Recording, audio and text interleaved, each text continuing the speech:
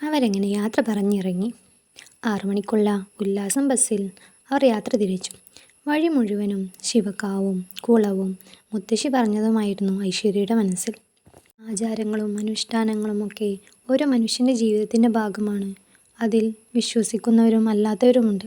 അതിൽ ഭ്രാന്തമായി വിശ്വസിച്ച് അതിൻ്റെ തടങ്കലിൽപ്പെട്ട് മനുഷ്യരുടെയും മറ്റു ജീവികളുടെയും ജീവന് പുച്ഛവില മാത്രം നൽകി അവരുടെ സ്വാർത്ഥതയ്ക്ക് വേണ്ടി എന്തും ചെയ്യുന്നവരുമുണ്ട്.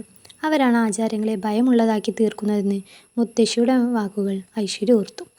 ഇലന്തൂരിലെ നരബലി അത്തരത്തിലുള്ളൊരു സംഭവമാണെന്നും ആചാരങ്ങളുടെ തടങ്കലിൽപ്പെട്ടുപോലും എത്ര ജീവനുകളാണ് ഇല്ലാതെയാവുന്നതെന്നും ഐശ്വര്യയെ ആശങ്കയിലാക്കി. കാലം ഇത്ര കഴിഞ്ഞിട്ടും പല ആചാരങ്ങളുടെയും അന്ധവിശ്വാസങ്ങളുടെയും തടങ്കലിൽപ്പെട്ട് എത്ര ജീവിതങ്ങളാണ് പൊഴിയാടാവുന്നത് എന്നോർക്കുമ്പോൾ മനസ്സിൽ സങ്കടവും ഒരുപാട് ആശങ്കയുമാണ് ഉയരുന്നത്.